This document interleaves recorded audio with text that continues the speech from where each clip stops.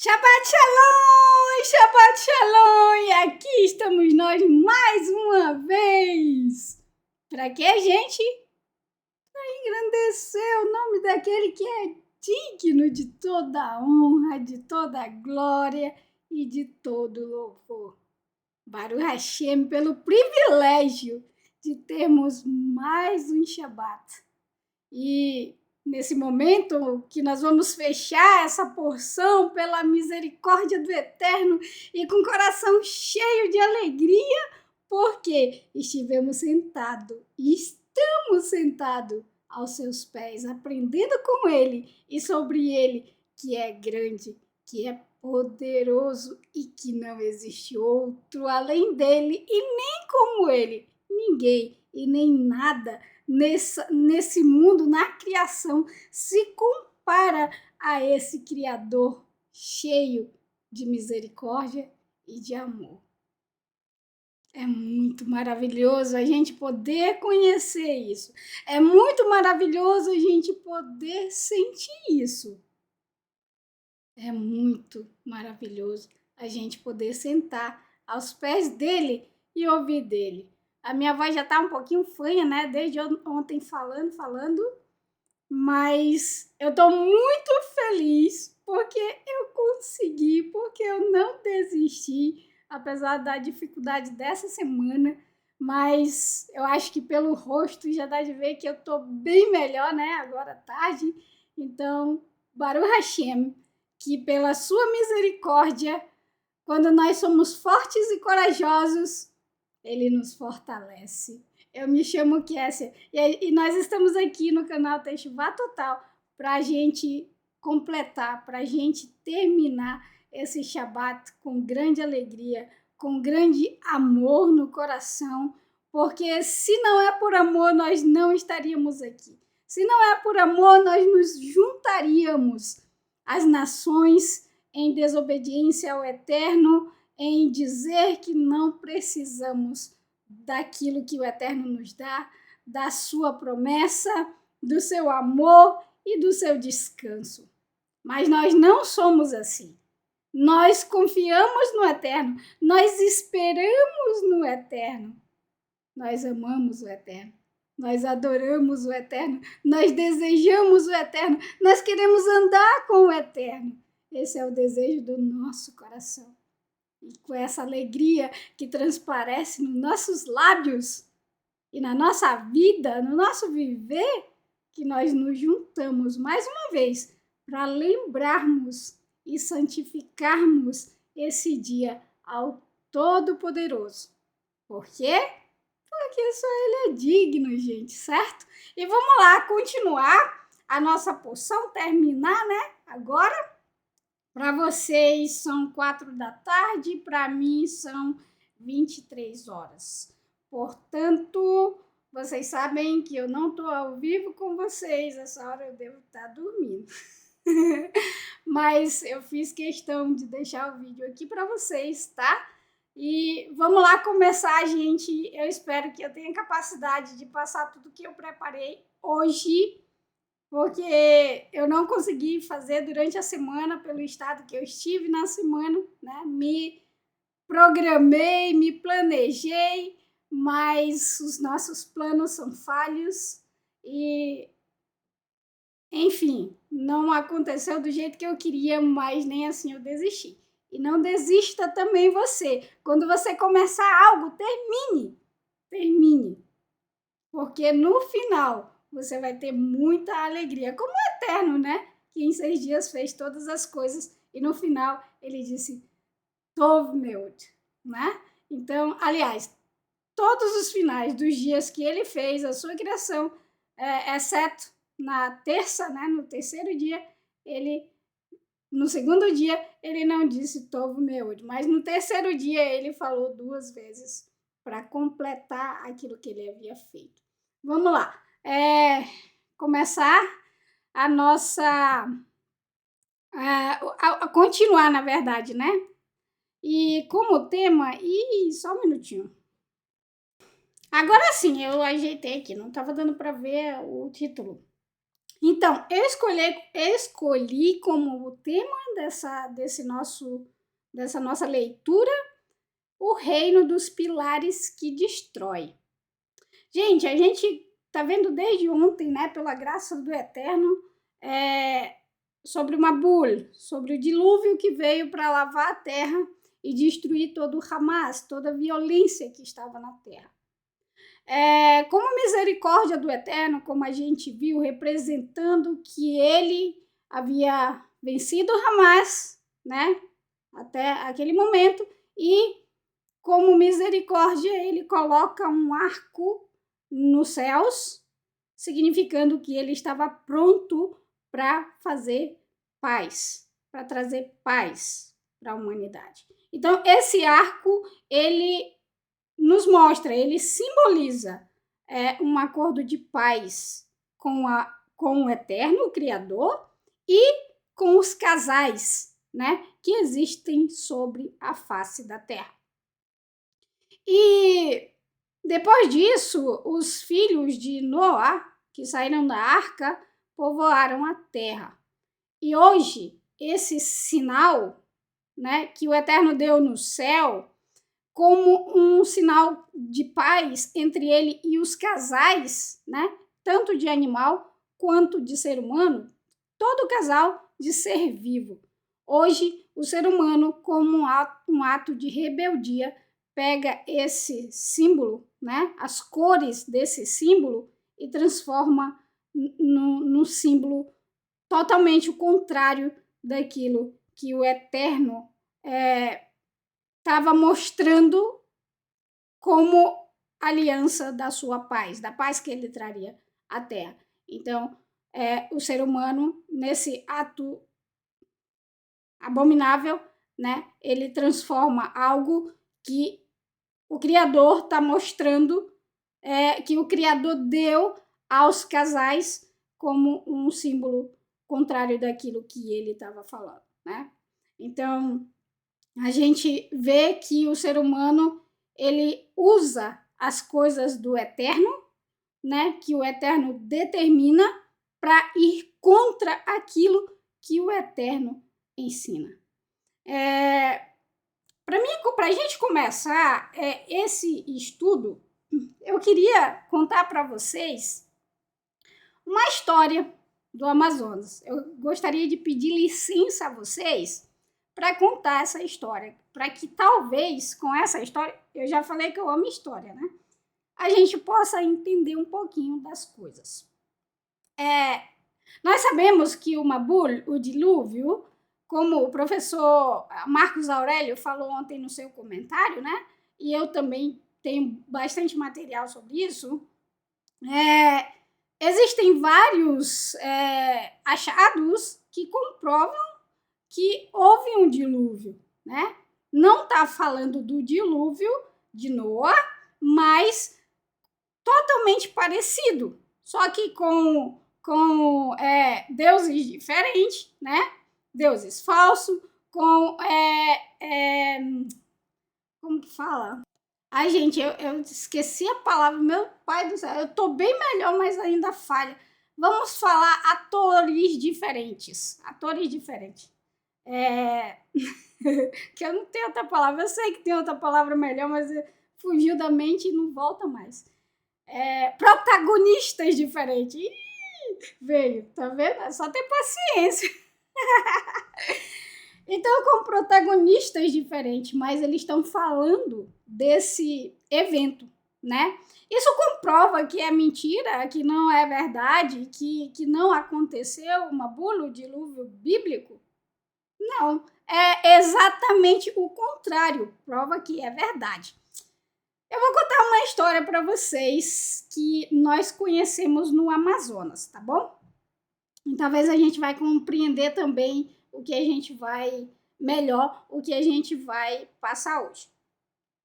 No Amazonas existe um folclore, uma história que fala do boto rosa. Boto rosa é um golfinho rosa que nós temos na água doce no Amazonas. E na época do seringal, na época da seringa, né? Inclusive meu avô, ele tinha um seringal, então a gente, quando eu era criança, por isso que eu sei dessas coisas, a gente morou durante um tempo no seringal do meu avô, meu pai que cuidava dele. Então eu tive muito contato com caboclos, com índios, né, com ribeirinhos, e aprendi muito na minha infância, tive uma infância espetacular. E eles me contavam a história do boto rosa. Tinha uma mulher que o marido dela era seringueiro, e o seringueiro, quando ele ia tirar a seringa, né, quando ele ia para o seringal, ele passava muitos dias para voltar, às vezes meses, porque eles entravam na mata e só voltava quando terminava todo o processo de extrair a borracha da árvore.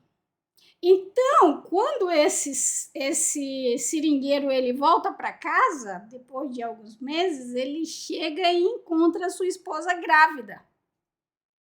Foi um alvoroço, o cara não estava em casa, né, mano? Como que a mulher tinha engravidado? A mulher, um ser humano com a mente fértil, inventou uma história. Ela disse que quando foi lavar roupa, lavar louça no rio, veio um boto rosa, encantou ela e engravidou ela. Entendeu? Bom, o marido acreditou na mulher, né? O marido acreditou na mulher. E aí, desse evento, surge a lenda do boto rosa. Entendeu? Só que essa lenda, ela foi aprimorada. As mulheres usavam isso, né, para trair os seus maridos e dizer que o boto tinha engravidado elas. E com o passar do tempo, isso foi se aprimorando. Depois, aí já existia o boto que encantava a criança, que encantava a mulher e levava para o fundo do rio. Depois, já aprimoraram muito mais. Já engravidava, né? Já subia, virava um homem e engravidava as mulheres. E aí, ele já tinha, o boto já tinha o poder de encantar as crianças e levar para o fundo do rio. E no fundo do rio já tinha uma cidade enorme, um reino desses boto rosa, que são golfinhos rosa, da cor rosa, lindíssimo, belíssimo, mas são apenas animais. Isso é um folclore que foi criado, inventado de um ato verdadeiro. Uma mulher engravidou de alguém e para se safar do marido, né, para se safar do ato que ela fez, ela criou essa mentira que se tornou em um folclore e foi aprimorado com o passar do tempo. Então, com essa história, nós vamos começar a nossa porção dessa semana. E lá na frente, a gente talvez vá usar essa história para compreender algo mais. Mas o que eu queria dizer para vocês? O folclore, esse folclore, ele veio de um ato verídico, de um ato verdadeiro que aconteceu. Mas as pessoas, com o passar do tempo, com o passar de boca em boca, foi mudando, foi transformando, foi fazendo com que isso crescesse até se tornar uma cidade no fundo do rio de boto rosa com mulheres encantadas e crianças. Mas veio de uma história real, né?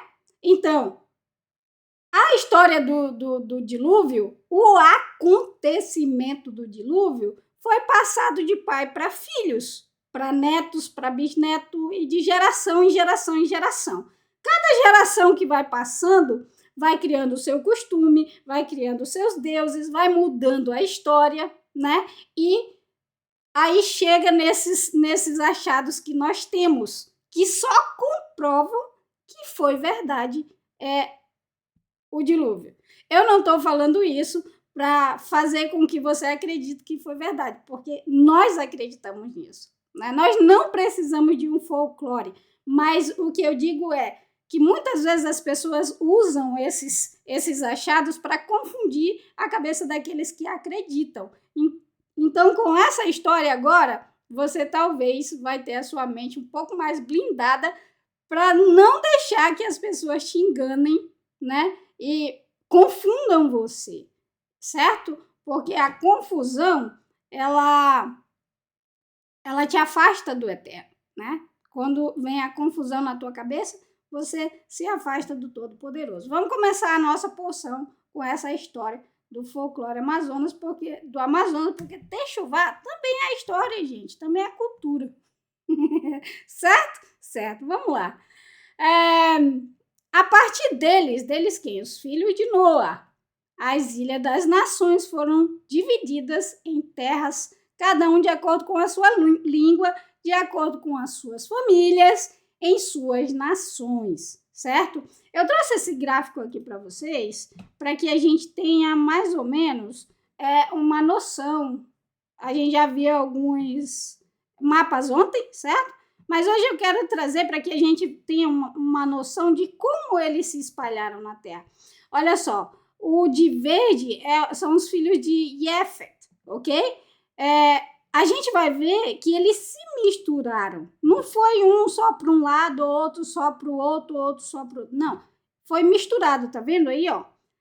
Você vê os filhos de Jefet aqui, aí os em laranja os filhos de Ram. Você vai ver ele aqui, certo? E o de roxinho aqui, de lilás, os filhos de Sem. E você vai ver ele misturado com os irmãos, tá vendo aqui, ó? Então, eles não foram para um lugar só, tá bom? A gente não vai falar o nome de todas as cidades para ganhar tempo, tá bom? Mas eu vou enviar para vocês em PDF depois, tá?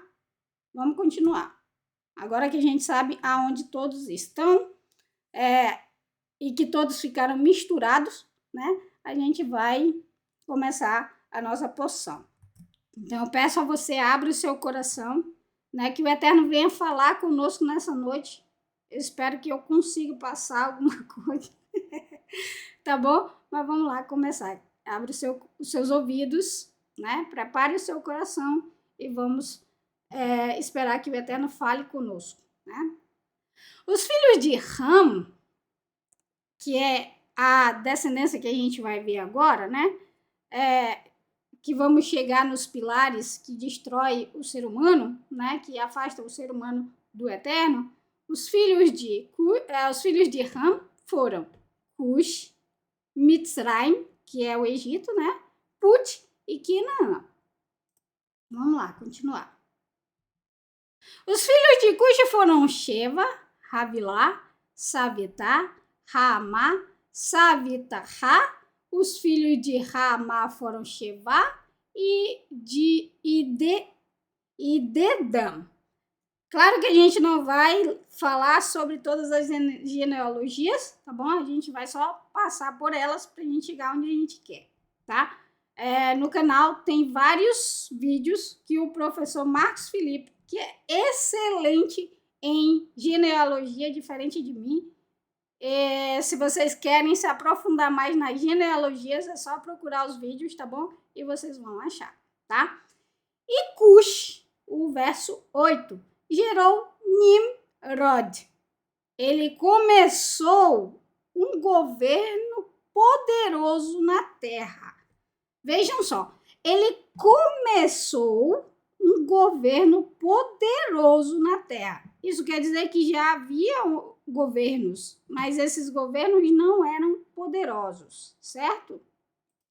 Porque se a gente prestar atenção, gente, desde Caim ele já começou, porque assim, vamos lá para o Amazonas de novo, né? Eu sou do Amazonas e eu conheço algumas tribos indígenas. Na tribo indígena não tem político, não tem política, mas tem uma hierarquia, tem um chefe da tribo. Então, como que fala, senhor? Essas comunidades, elas não tinham políticos, ela não tinha rei, ela não tinha reinado, ela não tinha governo. Eles tinham um patriarca, que era como se fosse um pajé, né? Que tomava conta daquela comunidade. Mas agora, a partir do verso 8, a gente vê que esse homem, que se chama Nimrod, ele vai fazer algo diferente. Ele vai começar um reino, um governo poderoso. Ele vai governar sobre os seres humanos. Ele vai começar a fazer um governo poderoso.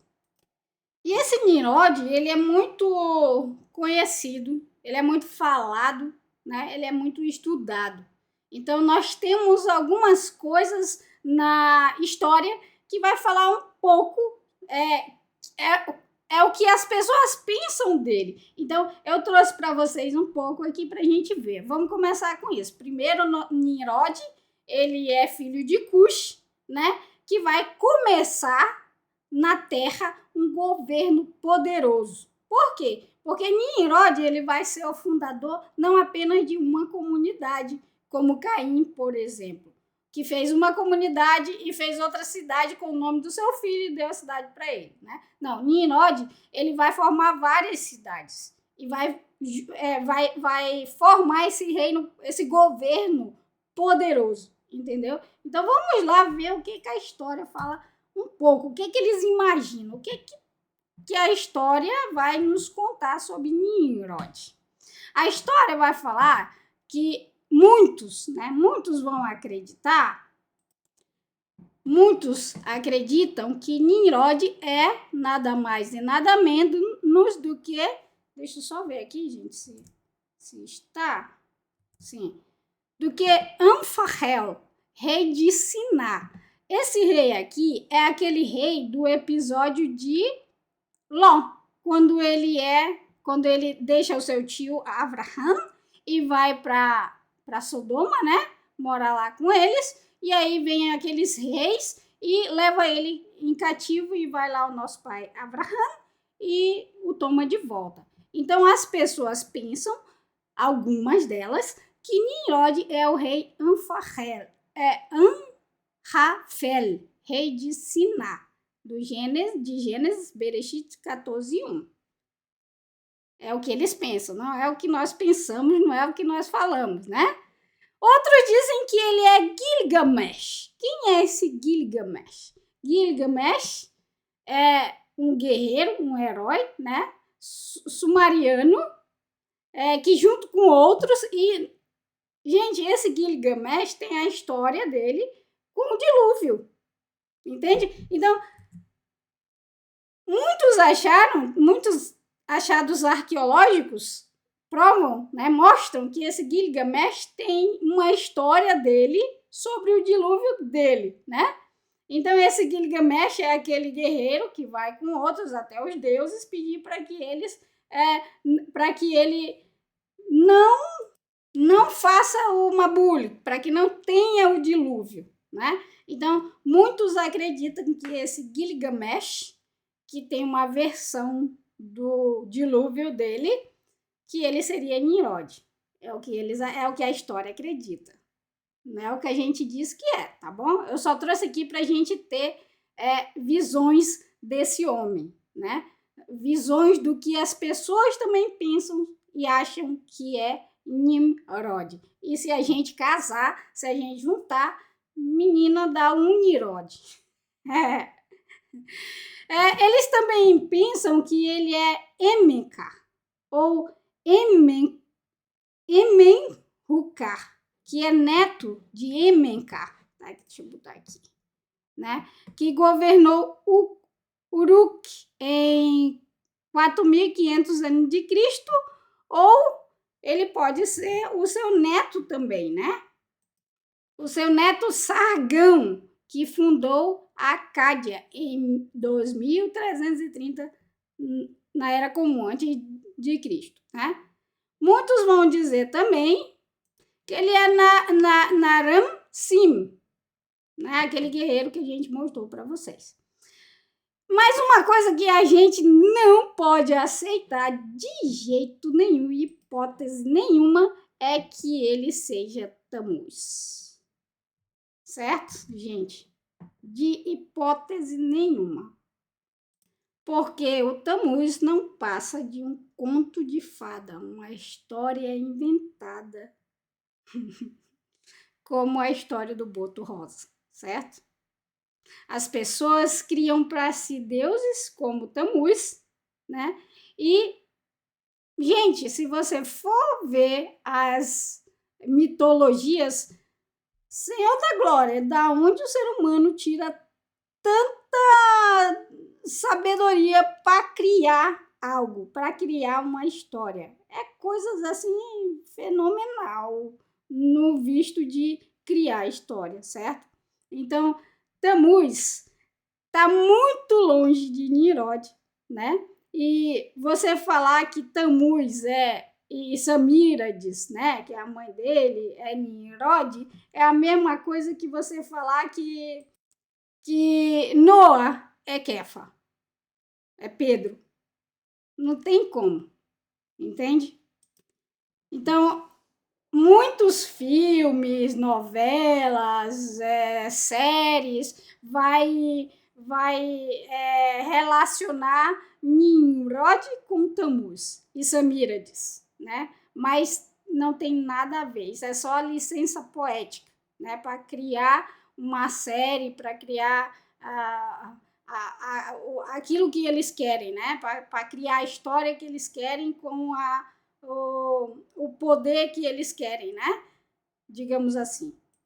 Mas o que nós podemos falar de Nimrod? É que ele foi o fundador de Babel, que essa Bavel, ela se identifica com a antiga Babilônia, né? E também Sinar, ela aparece 8 vezes, né, no Taná, para se referir à Babilônia. E que ele foi o fundador das cidades que nós veremos agora. Mas isso que a gente acabou de ler aqui são apenas histórias. A única parte que é verdadeira é essa aqui, ó, que casa algumas coisas com o que nós vamos conhecer desse homem, né, na escritura. Vamos continuar. Deixa eu só... Uma coisa que eu esqueci de citar, gente, é que muitos historiadores acreditam que Nimrod é o mesmo Emencar de Uruk, tá? Muitos. Por quê? Por causa desse achado aqui, ó. Por causa desse achado.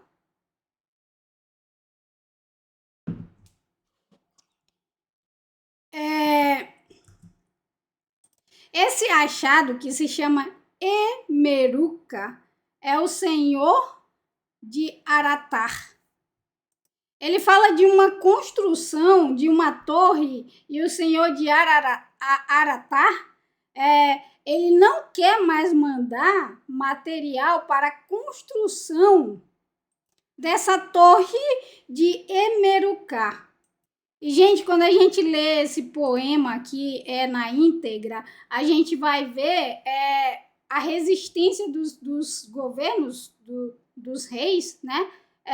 Em mandar esse material de construção para esse Emencar. Emencar, o que significa esse Emencar? Como Emer, o caçador, né? Foi traduzido esse tablete aqui, né? Esse tijolo aqui, ele foi traduzido. Então, Emer significa caçador, caça, ou tirar a força, ou o car 2 pode ser traduzido de um segundo modo, né? Que pode ser explodir, iluminar, brilhar, levantar ou insultar, caluniar.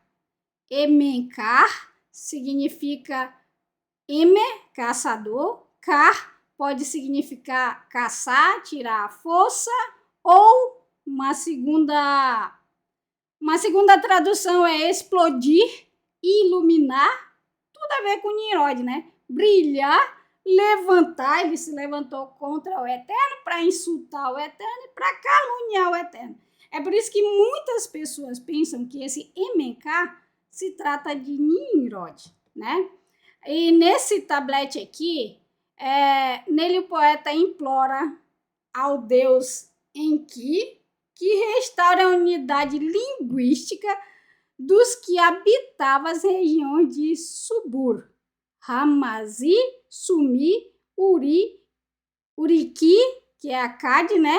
E a terra de Martu, para que todos possam adorar Enlil juntos numa única língua, né? Mas por que eles chegam diante desse Deus aqui e eles pedem que ele volte, que ele se volte disso, né?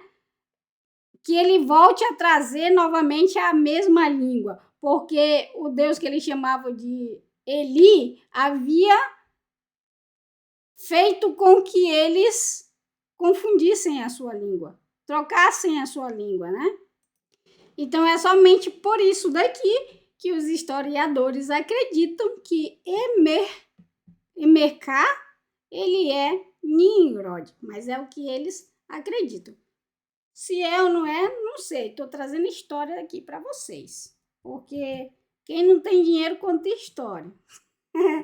É só para a gente ter uma visão, gente, do que as pessoas veem desse homem, Nimrod, né? Mas nós sabemos o que ele foi, nós sabemos o que ele é. Agora vamos lá ver o que a escritura fala de Nimrod, certo? Agora nós vamos ver o que verdadeiramente as escrituras vai nos ensinar sobre esse homem. Ele foi um poderoso caçador diante de Adonai. Sobre isso dizem, como Nimrod, o caçador poderoso diante de Adonai. Existe o ditado, né? Então, gente, nós vimos que ele começa um governo poderoso, né? A escritura vai começar a nos falar dele sobre isso, que ele começa um governo poderoso. Aí nós começamos a ver o primeiro pilar, né, de Nimrod, que é o quê? Governo. Ele vai governar aquilo que ele não deveria governar. E agora nós vamos ver o quê? Que ele é um caçador poderoso diante de Adonai. E, gente, diante de Adonai, você está diante de alguém, você está perante alguém, você está na frente de alguém, não significa que você está fazendo, que você está junto, que você está de acordo com aquela pessoa. Quer um exemplo bom disso? A guerra. Quando você vai lutar com o seu oponente, como que você luta com o seu oponente? De frente a frente. Você vai estar na frente do seu oponente lutando com ele, né? Nimrod não era como Noa, que andava com o Eterno, que andava junto com o Eterno. Ele estava diante do Eterno. Mas isso não significa que o Eterno estava aprovando os seus atos. Estar diante do Eterno pode ser que você está como um guerreiro lutador, né? Olha aí, um poderoso caçador. Ou seja, o Eterno via ele, que ele era diante das pessoas como um poderoso caçador. Entende? Verso 10. E foi assim começou seu reino. Começou de Babel. Era Acade e Calné na terra de Siar. Olha onde ele começa o seu reino, em Babel. E não é à toa, né, gente? Não é à toa que ele começa o seu reino aí.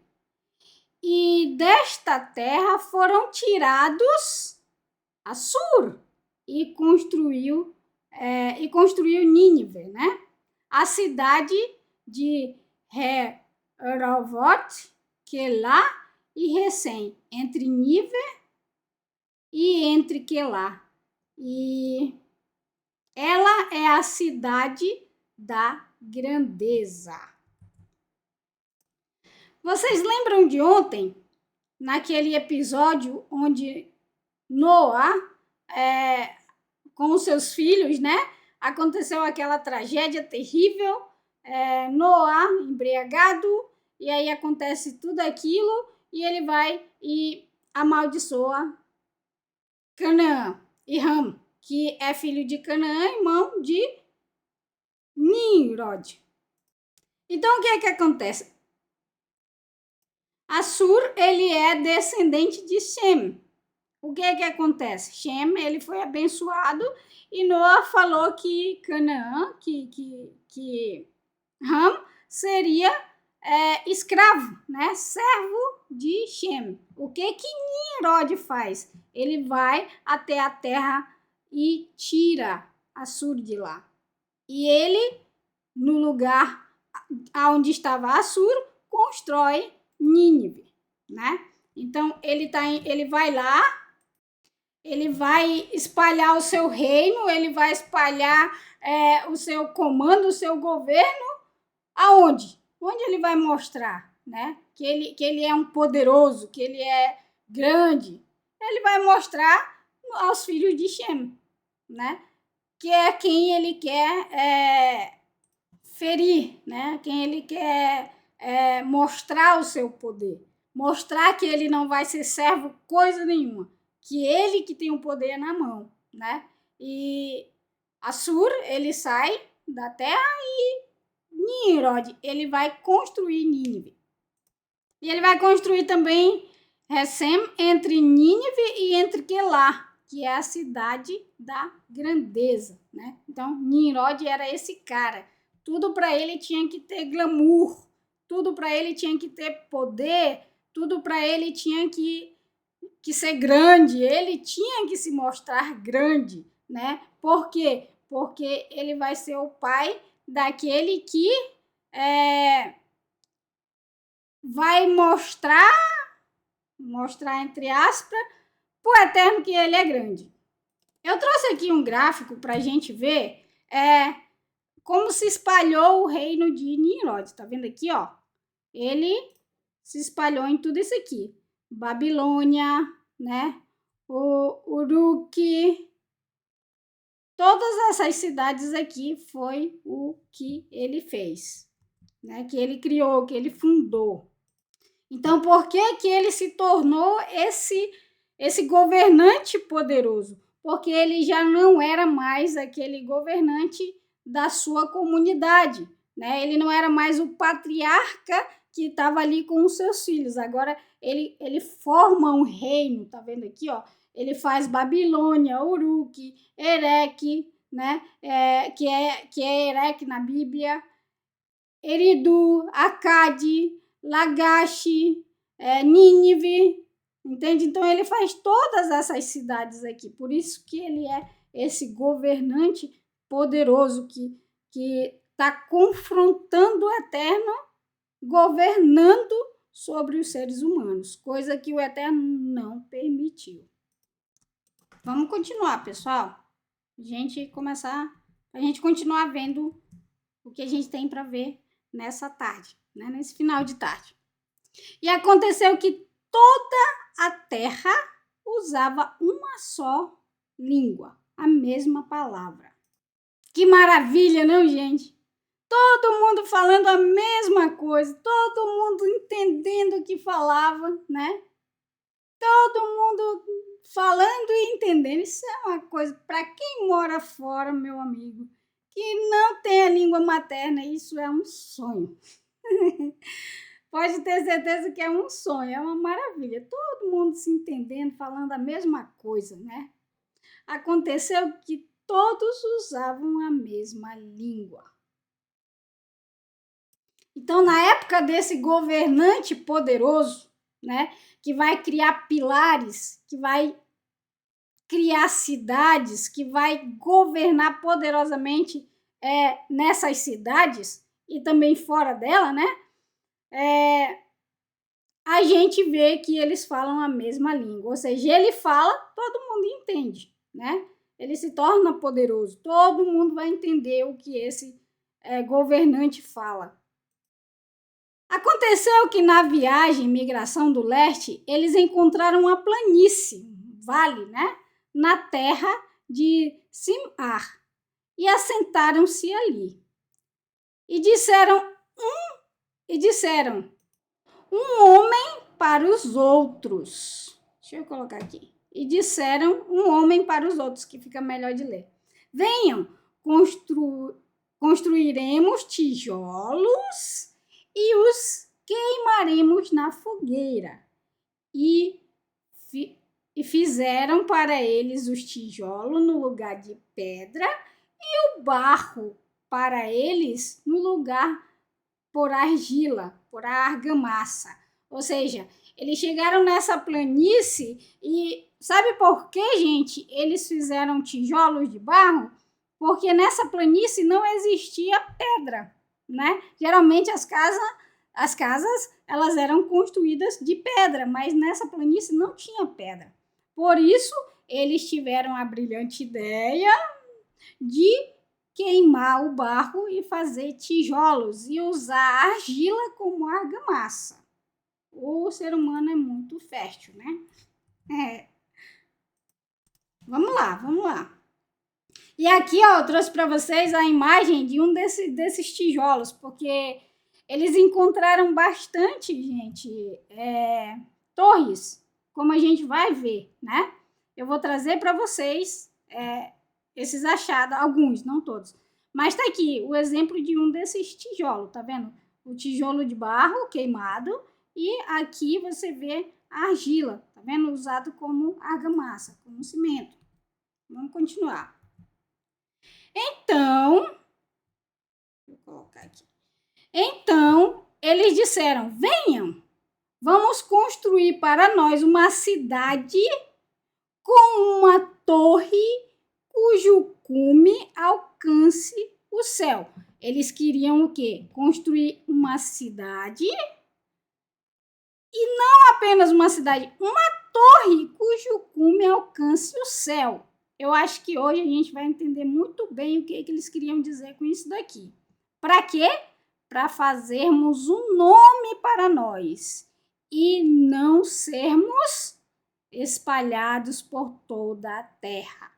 Ou seja, eles iam fazer um nome para eles, não é mais o nome do Eterno que está com eles, mas o nome deles teria que ser grande na terra, né? E aí eles iriam desobedecer, não sendo espalhados sobre a face da terra, que foi o que o Eterno falou para eles fazerem. Mas eu queria perguntar para vocês, será que essa torre que eles queriam fazer para alcançar o céu seria porque ela seria tão alta que ela alcançaria até o céu? Tipo o Monte Everest, ela ficaria tão grande, tão alta que chegaria até o céu. Será que é isso que quer dizer aí? Talvez daqui a pouco a gente vai entender bem melhor. Vocês já sabem que não é isso, né? Mas eu dei como ideia. E aqui nesse texto, número 4 aqui, a gente consegue ver claramente o segundo pilar de Nimrod, que é o quê? Riqueza, bens materiais, né? Vamos ter uma cidade, né? Todo mundo vai nos conhecer, nosso nome vai ser grande, por quê? Porque a nossa cidade vai ser grande, vai ser glamurosa, vai ser poderosa, né? E aí, o que acontece nesse meio tempo aqui, nesses planos aqui? Adonai desceu para ver a cidade e a torre que as pessoas estavam construindo. Então, o Eterno, ele desce para ver o que o ser humano estava fazendo, né? Ele sempre desce. Ele desceu com Noé e viu que realmente a terra estava cheia de violência. Agora, né, depois dele ter lavado a terra, depois dele ter limpado a terra, ele desce mais uma vez para ver o que o ser humano está fazendo. Chega lá, ele vê o quê? O que o Eterno vê? Ele vê o povo construindo uma torre. E essa torre, a gente vai ver o que ela significa. Adonai disse, o povo é um só. O povo é um só, ou seja, eles estavam unidos como um, como marido e mulher, num só propósito, né? O povo é um só e uma única língua para todos. Isto é o que sonham para fazerem. Ou seja, eles querem ser um só, né? E aí eles têm uma língua só e com essa língua eles conseguem se comunicar. E o que eles querem fazer? Um Hamas, uma violência. Mas essa violência agora não é mais contra a terra. Nós veremos contra quem essa violência é. Aí o Eterno fala, venham, desçamos e confundamos sua língua, para que não entendam o que o outro fala. Gente, só vou continuar assim mesmo. Por isso, a partir dali, Adonai espalhou por sobre toda a terra, e eles pararam de construir a cidade. O Eterno vê o ser humano, né? Olha lá dos mais altos céus, aquela poeirinha. Aí ele olha lá, tá lá o ser humano fazendo a torre. Aí ele, opa, vou já lá ver a construção deles, né? O Eterno sempre faz isso. Mas até parece que ele foi pego de surpresa, né? Até parece. Aí ele vem, lógico, o Eterno, gente, ele fala com linguagem humana, né? O Eterno, ele usa a linguagem humana para que o ser humano possa entender, né? E assim a gente faz, usa uma linguagem humana para que a gente consiga entender, porque o Eterno, ele é muito além da nossa compreensão. Então ele olha e vê o ser humano fazendo aquela torre e ele desce para ver e vê que o ser humano está fazendo algo terrível. Ele diz, o ser humano é um só, nesse ato terrível, né? O ser humano é um só, ele fala só uma língua e por isso eles são um só. Por quê? Porque eles estão juntos no mesmo propósito. Que propósito é esse? Construir essa torre. Para quê? Nós veremos o que ela significa. Mas, gente, eu não sou professora de hebraico, mas eu vi algo muito interessante aqui. 2 palavras. Eu vou ler aqui para vocês o que escrevi, tá bom? Desçamos, confundamos a língua deles. O interessante é o trocadilho entre os verbos confundir, usado no texto, e o substantivo tijolo, que aparece no verso 3. E as palavras que são as mesmas, e as palavras que são a mesma, né? Então, esse trocadilho, ele é muito interessante. Perceba aqui, ó. A palavra confundir, deixa eu colocar aqui. A palavra confundir em hebraico é nebelar. Tá vendo aqui? E a palavra tijolo é nebená. Entende? O homem diz assim, vamos pegar tijolos para construir essa torre para chegar até o céu. Aí o Eterno vem e diz, nebelar? Ok. Não, nebená? Ok. Nebelar. Entendeu? Nebená? Ok. Nebelar. Ou seja, estão fazendo com tijolo? Então eu vou lá e vou confundir. Entende? Porque essas 2 palavras aqui são praticamente a mesma coisa. Nebelar, que é confundir, é praticamente a mesma coisa que nebená. É como se o Eterno fosse irônico em destruir com confusão o que era erigido com tijolos. E outra ironia também, gente, está também no movimento, né? No movimento do Eterno contrário ao dos trabalhadores. Eles sobem para atingir o céu. E o Eterno, o que ele faz? Ele desce para impedir a sua construção. Com o quê? Com confusão. Ai, ai, ai. É muito maravilhoso. Pena que eu não tenho hebraico para mostrar isso assim, sabe? Bem legal para vocês. Mas eu acho que vocês tiveram um pouquinho, né? Viram um pouquinho aí. Entenderam um pouquinho, digamos assim. Então, por essa razão, ela foi chamada de Babel, confusão. Porque essa torre feita com tijolo foi feita com tijolo de confusão, né, gente?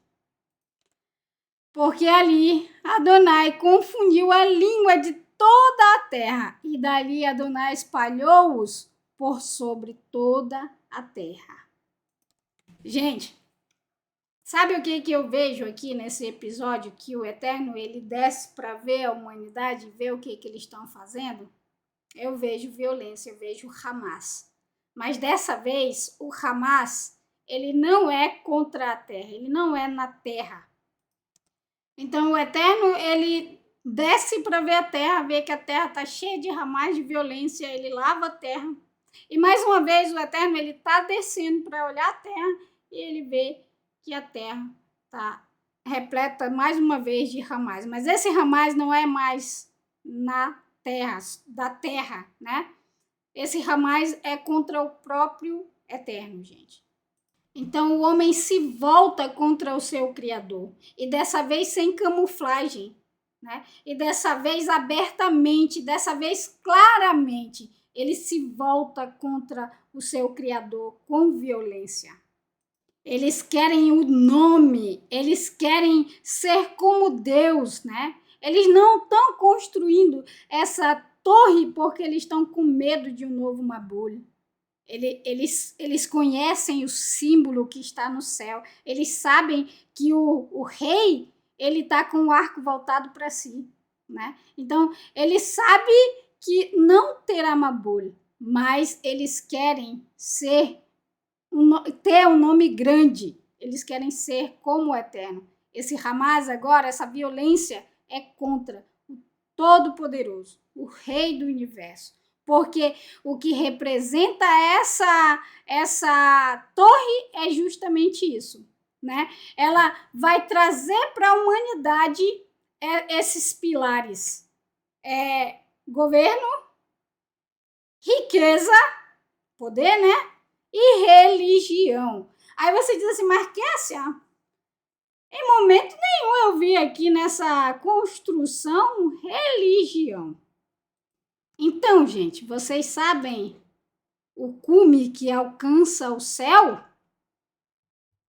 Vocês lembram do cume que alcança o céu? Nós podemos ver na história o que isso representava para esses povos, né? Para os povos nessa época. Vamos lá ver o que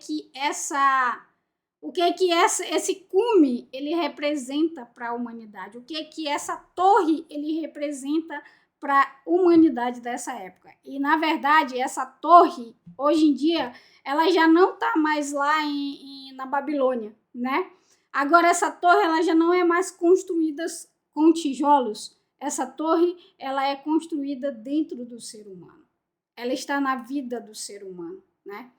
De todos aqueles que fazem parte desse governo poderoso desse homem que se fez poderoso diante do Eterno, desse homem que usurpou o poder, que quis o nome e que quis ser Deus diante dos seres humanos, né? Ele queria ser grande, ele queria ser governante, ele queria ser poderoso e rico, né? E não apenas isso, ele queria e criou os seus próprios deuses. E, gente, essa torre aqui, para esses povos, representava algo muito tremendo, né? E tanto que o rei Nabucodonosor, na Babilônia, né, que acreditam ser a continuação de Babel, ele tentou reconstruir essa torre, né? E ele fez. Vamos lá, aprender um pouquinho com a história. Bom, esse aqui, gente, esse aqui é um antigo tablete, né? Que os historiadores acreditam ser a única foto de Nabucodonosor. Pasmem. Eles acreditam ser a única foto de Nabucodonosor, né, da Babilônia. Alguém da época de Nabucodonosor, ele entalhou nessa pedra a foto, né, o retrato, a imagem do rei. E se você olhar na foto, na pedra, não dá pra ver, né? Não dá pra ver, só dá pra ver um negocinho aqui, ó. Mas eles fizeram a reconstituição da pedra, né? E você vê o que é aqui, o que é que você vê aqui? A torre. Isso mesmo, a torre. A torre que foi reconstruída por Nabucodonosor, né?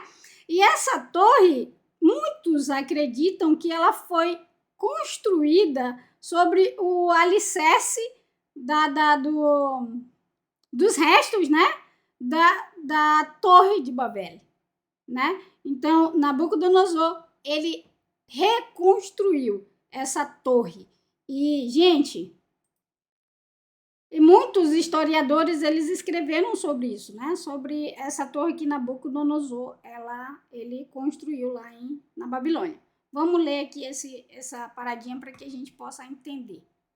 Autores clássicos como Heródoto e Diodoro falam extensivamente de Babilônia e a sua imensa torre chamada de Etemer-Nanki, que quer dizer, presta atenção, templo da fundação do céu e da terra. A tradução de vários tabletes cuneiformes, somada ao trabalho da arqueologia, revelou que se trata de um zigurate. Era assim que eles chamavam essas torres, tá? Essas torres, elas eram chamadas de zigurate. E, gente, tem muitas delas. Muitas. Só no Irã e no Iraque foram encontradas cerca de 24, 30 dessas torres, tá bom? Nas cidades. Ou torre-templo dedicado a Marduk, que ficava no coração da antiga cidade de Babilônia. Suas ruínas podem ser vistas até o dia de hoje, localizada no Iraque, cerca de 90 quilômetros ao sul da cidade de Bagdá. Então, Nabucodonosor, ele reconstrói essa zigurate, né? Chamada de zigurate. E olha só o que se chama essa zigurate, né? O templo da fundação do céu e da terra. Vocês querem ver as ruínas desse achado aqui, as ruínas, né, do lugar onde ela ficava? Vamos ver? Eu trouxe aqui umas imagens para vocês verem. Tá aqui, gente, ó. Isso aqui foi tirado lá, né? Tá aqui, ó. Aqui ficava a torre, tá vendo aqui, ó? Aqui também ficava a torre, aqui tá o rio, ó, né? E aqui era o lugar da torre de Babel. Mas, gente, é claro, isso são achados arqueológicos. Ninguém pode dizer para você 100% que isso é a torre, que era a torre de Babel e que era a torre da Babilônia, né? Mas eles acreditam pela como é que fala, senhor? Pela localização que é essa, tá bom? Que é aí. E olha só, eles fizeram uma reconstituição, ela era assim, o rio era um pouco mais próximo naquela época, né? E olha aí como que ela era. Majestosa, gloriosa à vista dos homens, né? Mas pro eterno isso daí não é nada, né? Uma torre grande, majestosa, gloriosa, cheia de glamour. E, gente, muitos historiadores acreditam que Nabucodonosor, ele ergueu aquela imagem aqui, ó, ao lado da torre, a imagem que ele ergueu para que todos adorassem. Foi aqui, ó. Eles acreditam que foi aqui, nesse lugar, ao lado da torre, entende? Mas, como eu digo, é o que os historiadores acreditam. Mas, como eu falei, tem vários. E eu trouxe aqui umas imagens para vocês verem. Tá vendo aí, ó? Tudo isso são zigurates, né? Achado no Irã e no Iraque, né? Essa daqui, se eu não me engano, é no Irã. É Agargof. Se eu não me engano, é lá no Irã. Tá vendo aí, ó? Trouxe mais para vocês verem. Tá vendo como eles construíam com tijolos? Vocês estão vendo aqui, ó? A palha, aí eles queimavam tijolos e fazia com argamassa, né? Agora, gente, olha só o quanto se espalha esse reino que o ser humano tem que alcançar o céu. Olha só o quanto esse ramais contra o eterno se espalha, e se espalha assim, ó, rápido, né? Olha, eu trouxe aqui uma imagem dos lugares aonde foram encontrados esse zigurate. Em cada uma dessas cidades aqui que vocês estão vendo, foi achado um zigurate. Então, gente, como vocês veem aqui, ó, a prática desse líder, né, que é o símbolo desses pilares que afastam o ser humano do eterno, desses pilares que trazem a destruição, a confusão, né? Vocês veem aqui que ela se espalha. Mas, gente, ela não se espalha só nesse tempo, não. Até nos dias de hoje, não muito tempo atrás, a gente vê várias construções de povos exatamente parecido com esse zigurate. E lá no México tem várias, né? Tem algumas dos maias, na época dos maias. Se vocês forem procurar, vocês verão que os maias, eles também construíam zigurates no seu local, né? Na sua comunidade, na sua cidade. Então, todas essas cidades aqui, marcada com o quadradinho, foi achado uma zigurate para você ter ideia. Mas, Kessia, por favor, fala logo o que é esse zigurate, que já tá enchendo o saco já. Né, gente? Vamos lá ver o que esse negócio significa realmente para esse povo. Vamos lá? Então, vamos lá, gente. Vocês estão vendo essa pedra aí? Ela foi reconstruída, tá? Ela não é original. Eles acharam ela foi reconstruída. Essa pedra é um retrato de um zigurate, de uma torre dessas daí. Vamos lá ver o que ela representava para esses povos?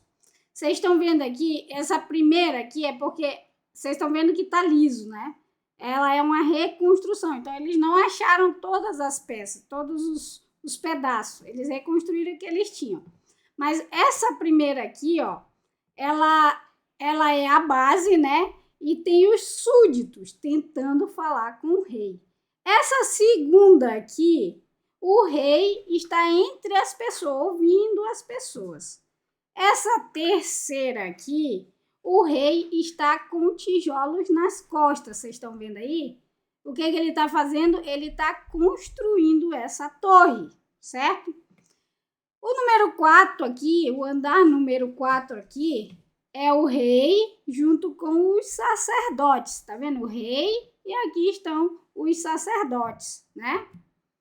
Agora, o quinto. Aqui, o cume. A ponta, a cabeça da zigurate, da torre. A cabeça da torre aqui está nada mais e nada menos do que o rei. Com o que, gente? Com os seus deuses. A criação do Eterno, que a humanidade fez de deuses para si, né? Então, esse cume aqui, ele é nada mais e nada menos do que a idolatria, a religião, aonde o homem pega a criação que o Eterno fez e não nomeou, né? Ele fez para que nós pudéssemos ter base, ter controle, saber o tempo, hora, dia, semana, mês, ano e os encontros marcados. Mas aí o homem pega no seu Hamas, na sua violência contra o Criador, ele vai construir uma torre, templo, como a gente viu lá na primeira, né, com o Nabucodonosor lá na frente. Gente, perdão pelo barulho, tá? Tá todo mundo em casa. É Shabat, sabe como é que é? Hora do almoço, hora da janta, na verdade. Então, você sabe como é que é. Eu devia ter ido lá pra cima a próxima vez. Eu vou fazer lá em cima, que aí não tem interferência. Mas então, como a gente viu lá naquele outro, né? O cume aqui, o topo que chega no céu é o quê? Representa o rei que vai subir. Essa torre é como se fosse uma escada para que o rei chegasse aos deuses. Você entendeu agora? Você entendeu agora, gente? O que representa essa... Pessoal, eu vou sair daqui, tá? Tá muito barulho. Eu vou sair daqui e já eu volto. Só um minutinho.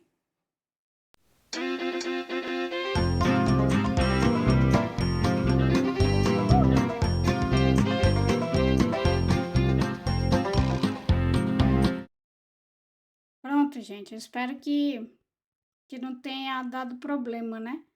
Eu tive que sair lá de onde eu tava, porque o barulho tava demais. Eu não consigo me concentrar, assim. Eu vou ter que arrumar um lugar pra ficar quando tiver gente em casa. Eu tava só, mas aí o pessoal chega logo tudo de uma vez aí. Aí eu agora até perdi onde eu tava. Mas, enfim, o zigurat, essas torres, todas aquelas que foram encontradas em todos aqueles lugares que a gente viu, ela é isso, é um templo, né, que o ser humano fez. Para eles, essa zigurat, eu não sei se eu cheguei a comentar antes de ter que sair do lugar que eu estava, essa zigurat para eles é como se fosse uma escada que o rei subiria, né, ele estava aqui com o povo, aí ele vinha para cá, o povo estava aqui, ele descia, tá vendo a escada aqui, ó, para falar com o povo, e daí ele subia para construir essa torre, falava com o sacerdote, e daí ele chegava no cume dessa montanha, dessa torre, desse zigurat, para falar com os deuses dele. Ou seja, isso é o símbolo de idolatria. O símbolo de poder, o símbolo de governo e o símbolo de religião. E são esses três pilares que dominam a Terra. Né? Como a gente viu, até lá no México, né? Os maias, eles construíram esse zigurat. Né? Você pode ver até os dias de hoje esse zigurat. E se você vê na história, eles eram como a história do Boto Rosa. Ele vai se evoluindo, ele vai crescendo. Chegou um ponto, né, como a gente conhece nas histórias dos maias, que eles faziam sacrifícios humanos no topo desses zigurates, dessas torres, né? Então, essa torre representa, diante do Eterno, a violência do homem, agora não mais apenas contra a terra, né, contra a criação, mas contra o Eterno. Porque antes o homem, ele corrompeu a terra, né? Mas agora o homem, ele quer alcançar o céu. Ele quer corromper, né, o céu. Ele quer fazer um nome acima do nome do Eterno. Ele quer construir um nome, né, um poder acima do poder do Eterno. Então, essa torre, ela representa nada mais e nada menos do que os 3 pilares de Nimrod que governa esse mundo, que governa a Babilônia. E o rei Nabucodonosor, ele reconstruiu essa torre. Por quê? Porque na mente dele, ele queria reconstruir o governo do seu pai Nimrod, né? Gente, às vezes, como eu falei, a gente mergulha na história para compreender mais as coisas. Você imagina o Eterno, ele acabara de trazer um dilúvio, né, para limpar a terra, para lavar a terra. Mas aí a terra está limpa de Hamas, né? A terra está limpa dessa violência. Mas aí o homem se torna um só. Para quê? Para ir com Hamas, com violência contra o Todo-Poderoso. E aí o Eterno, ele confunde essas línguas, né? E como a gente viu, tem várias histórias, várias versões desse episódio, desse ato, né? Por quê? Porque isso vai passando de pai para filho, de filho para filho, de filho para filho, de filho para filho, e aí vai modificando, e aí vai fazendo todos esses folclores que a gente tem, como a história que eu contei para vocês no início. Mas que tudo isso é apenas para atingir o céu. Antes, o ser humano, ele corrompeu a terra. Hoje, o ser humano, ele quer corromper os céus. Ele quer ser mais do que o Eterno. Mas o Eterno, pela sua infinita misericórdia e compaixão, ele olha para o ser humano com rahem, com misericórdia. E ele perdoa. E ele espera. E ele desce para olhar o que o homem está fazendo. E ao invés de ele exterminar o homem por estar fazendo aquilo, aquela violência contra ele. E esses zigurate, essas torres, elas são esse símbolo de violência contra o Altíssimo. O ser humano traz para si deuses. O ser humano faz para si deuses, incluindo a criação do Todo-Poderoso. É como aquelas pessoas que pegam o arco da aliança e faz um símbolo totalmente o contrário daquilo que o Eterno fez com o ser humano. Ele coloca o arco no céu como um sinal de paz com os casais. E eles pegam esse sinal para usar para algo totalmente diferente. O Eterno, ele limpa a terra do Hamas, que foi feito contra a terra. Mas aí o ser humano, ele constrói uma torre. Ele constrói poder. Para quê? Para atingir o céu. Para atingir o Todo-Poderoso. Para atingir aquele que, com misericórdia, não exterminou a vida na face da terra. Mas por causa de um justo, ele poupou a humanidade. E por causa desse justo eu estou aqui. Por causa desse justo você está aqui. E por causa desse justo também nasceram essas pessoas que construíram para si, no zigurat, uma torre para atingir os céus. E construiu pilares para atingir os céus. Hoje, nós não construímos mais, como eu falei, essas torres, esses zigurate, que era tão comum nessa época. Mas o zigurate que o ser humano constrói hoje está nesses pilares. Nos pilares que foi base para a construção dessa torre. Nesses pilares que são base para a construção dessa abominação, dessa violência contra o Criador. Mas olhem só o que o Eterno fala Obrigado, meu querido Moré Marcos Aurélio, tá?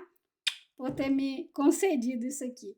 Muito obrigada. E, gente, ele vai me ensinar a fazer umas coisinhas aí que vai melhorar. Ele que me concedeu, tá? Eu falei com ele me concedeu com o maior carinho e amor. Muito obrigada, meu irmão. Olhem só o que fala aqui. Então, ouvi outra voz do céu dizer: meu povo, saia dela, para que vocês não participem dos pecados dela, que não sejam infectados por sua praga. Que praga é essa, gente? Vocês viram agora, né? O significado dessa praga terrível que a gente vê. Porque seus pecados formam uma massa pegajosa. Do que essa zigurate, essa torre era feita? Com uma massa pegajosa que alcança o céu. E Elohim se lembrou dos seus crimes. O que o Eterno diz, gente, para nós aqui? Nós não devemos fazer parte desse meio. Vocês sabiam que em Ur dos caldeus, de onde o nosso pai Abraham, ele foi tirado, tinha uma zigurate? E o que o nosso eterno Criador fez? Ele tira. Ele tira Abraham de lá. E é assim que ele fala para aqueles que querem fazer techuvá. Saia do meio deles. Saia do meio deles. Não participem do pecado deles para que vocês não sejam infectados. Por quê? Porque Elohim se lembrou dos seus crimes. E aí o que vai acontecer, gente? Olha só.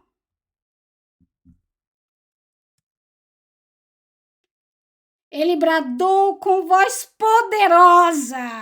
Agora Nimrod e todos os seus adeptos vão ver e saber o que é realmente um poder. Né? Não era isso que ele queria? Poder? Não foi isso que ele quis se tornar poderoso? Né? E todos aqueles que participam com ele nesse ato contra o Eterno, de violência contra o Todo-Poderoso, ele vai ouvir a voz poderosa: ela caiu! Caiu! Bavel caiu! A grande! Ela se tornou um lar para demônios, cárcere de todo vento de impureza. Se você faz parte dessa torre, se você está em algum dos seus pilares, na base, no primeiro, segundo, terceiro, quarto ou no quinto, saiba que essa voz poderosa bradará. E junto com essa torre, com esse zigurat, você vai cair. Mas para que isso não aconteça, você tem que sair do meio dela. Como nosso pai Abraham saiu do meio. Porque aqueles que querem fazer parte do povo do Eterno, eles têm que saírem do meio de Babel. Porque todas as nações, gente, veja se não é isso. Com tudo que vocês ouviram agora, que talvez tenha sido até chato, né? Talvez eu não tenha conseguido explicar direito, mas com tudo que vocês viram e com o que representa essa torre, vocês sabem que são os 3 pilares: poder, riqueza e religião. Política, bens e religião. Todas as nações se embebedaram do vinho da fúria de Elohim por causa da sua prostituição. Espera aí, rapidinho. Eu acho que deixa eu só tirar aqui. Sim. por causa de sua prostituição. Sim, os reis da terra se prostituíram com ela, e de seu amor incontido pelo fluxo excessivo, os negociantes da terra enriqueceram. Todas as nações se embebedaram com o vinho de Babel e vivem nessa confusão. Mas o Eterno vai olhar para eles, né? E vai dizer: vão construir Babel? Pois então vocês terão confusão. Mas vocês sabem que quando o Eterno ele traz a guerra, como a gente viu, é para constituir a paz. Mas se você está do lado oposto do rei guerreiro, você vai ser vencido. Por isso, você deve estar fora, longe desse vinho podre das nações. Por quê? Porque o Eterno é puro. Porque o Eterno é limpo. Porque no Eterno tem pureza, não existe Babel.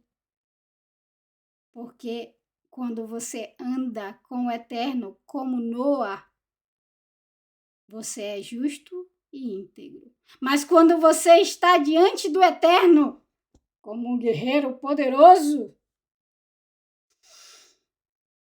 como Babel, você vai cair. Então, gente, vamos continuar para a gente terminar, tá bom? Já estamos terminando. Vamos continuar. Eu vou só passar por isso aqui, tá bom? Rapidinho, para a gente ver, porque é o próximo assunto. E aí o professor da próxima porção, da porção seguinte, né? Ele vai trazer muito melhor, mas então a gente vai só passar por aqui, tá bom? Aí a escritura ela vai continuar falando no capítulo 11, né? Sobre a linhagem de Shem, a linhagem bendita de Shem. Eis a genealogia de Shem, de Sem.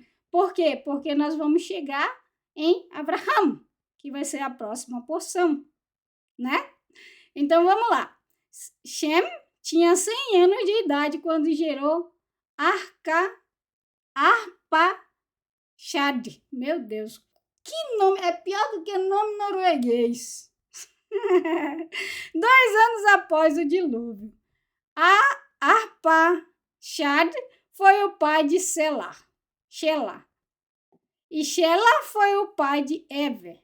Ever tornou-se o pai de 2 filhos. Um recebeu o nome de Pelé, divisão, pois durante a sua vida a terra foi dividida. Seu irmão chama-se Ioquitã. Vamos continuar. Eu trouxe aqui uma pequena amostra da genealogia dele, porque é o que vem após, né? E para a gente não ler todo o texto, eu trouxe aqui, ó. Noa, Sem, Arpachshad, Shelah, Eber, Peleque, Reu, Serug, Nahor, Tera, e de Tera vem o nosso querido pai Abraham. E, gente, olhem só, para curiosidade, de Noa até Abraham são 10 gerações, assim como de Adão até Abraham, são 10 gerações. Existe um vídeo que o professor faz, como eu falei, sobre genealogia, ele é muito bom nisso, que ele vai falar justamente disso daí, tá bom? Então, vocês podem procurar e ver.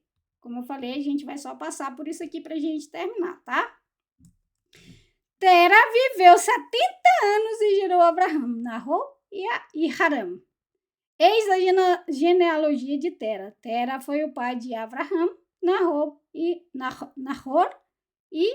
Haram. E Haram foi o pai de Lote. E morreu Haram sob a face de Tera, seu pai, na terra do seu nascimento, em Ur dos Caldeus, né? Onde eles moravam, onde eles nasceram, né? Então, o filho de Tera morreu na sua face, morreu diante dele, né? E então, ele morreu lá em Haram, onde ele nasceu, em Ur, onde eu falei que também tem uma torre, uma zigurat, né? E aonde o nosso querido Eterno pede para que Abraão saia. E tomou Abraão e narrou para eles mulheres. O nome da mulher de Abraão era Sarai, e o nome da mulher de Nahor era Milcar, a filha de Haram. Ele foi o pai de Milcar e de Iscar. E aconteceu que Sarai era estéril, não havia para ela criança, ela não podia gerar. E tomou Tera, Abraão, seu filho Lote, seu filho Haram e seu filho. E Sarai, sua nora, mulher de Abraão, seu filho. E saíram de Ur dos Caldeus, de Casdim, né? Dirigindo-se à terra de Canaã e chegaram até Haram e se assentaram ali. E assim termina a porção dessa semana, mostrando para nós o êxodo do nosso pai Abraão dessa cidade, né? Da onde ele nasceu, em Ur dos Caldeus, aonde existiam os zigurate, aonde existia essa violência contra o Todo-Poderoso. Então, o Eterno é o pai de Abraão, depois da morte do seu filho, pega o seu filho, né, e vai até Haram, e ele se assenta ali. E na porção seguinte, nós veremos o que acontecerá. Com certeza o nosso professor, ele vai abordar muito mais sobre isso, porque é a porção Ler Lerá. Ler Lerá? Eu acho que é a terceira porção, tá bom? Que a gente vai ver semana que vem, se o Eterno permitir. Isso mesmo, gente, é Ler Lerá. É a porção seguinte, tá bom? Então, eu espero que o Eterno tenha falado ao seu coração, né? Essa foi a nossa porção da semana, é o que nós tivemos para passar para vocês, tá? Eu confesso que eu gostaria de ter feito melhor e muito mais, mas como eu falei no início, eu não estava legal, mas eu fiquei muito feliz que eu consegui fazer, gente, né? Eu fiquei muito feliz porque eu consegui, né? Eu me esforcei e consegui. E é um presente do Eterno para mim. Eu fiquei extremamente feliz, tá? Eu agradeço a vocês pela companhia de vocês e obrigado pela paciência de vocês também comigo, pelo carinho, né, com a gente, com os professores e comigo, né? E eu desejo a todos vocês um Shavuot Tov, uma semana cheia de muita shalom. Que o Eterno venha encher o coração de vocês de muita shalom nessa semana e que vocês tenham força, que vocês sejam fortes e corajosos.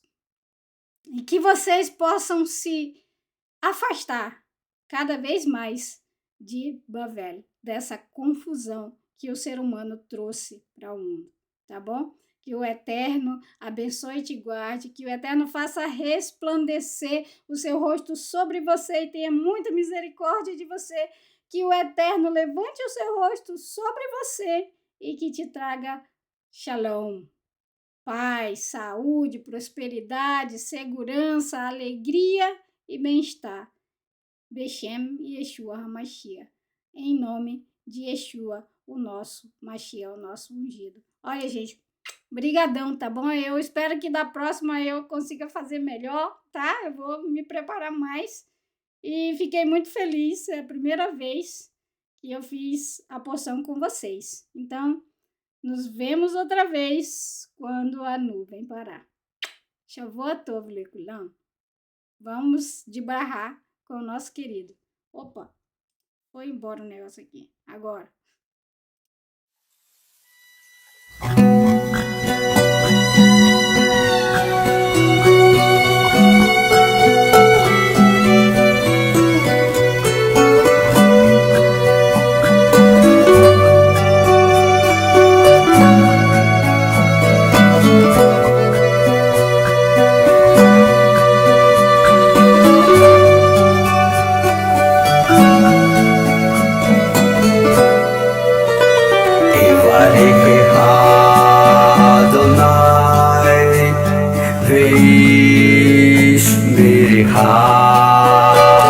Hayy Adonai panav elecha vihuneka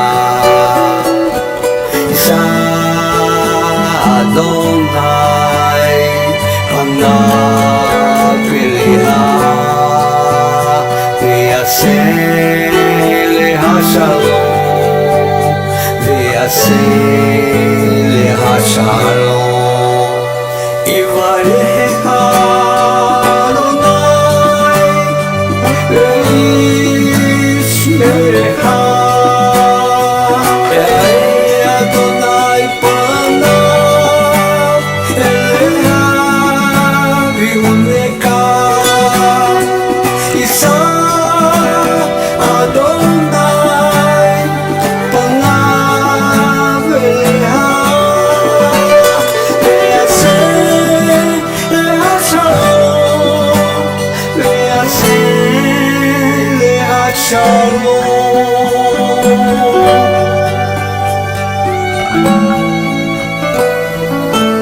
Baruch Hashem.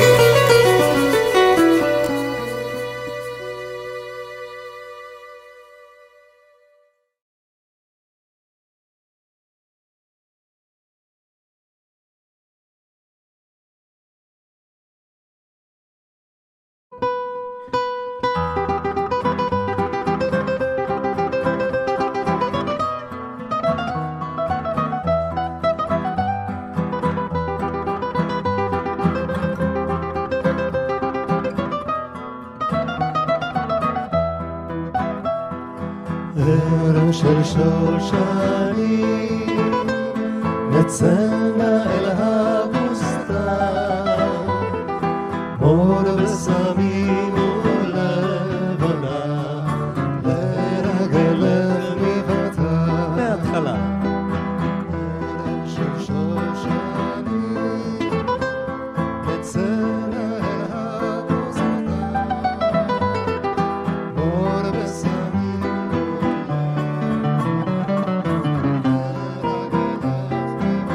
הבנות בלילה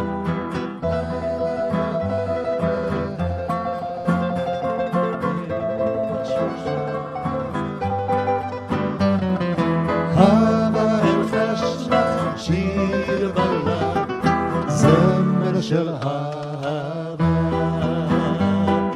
לילה יורד לאט ורוח שושן נושבה הבה אל חשך שיר בלד זמר של אהבה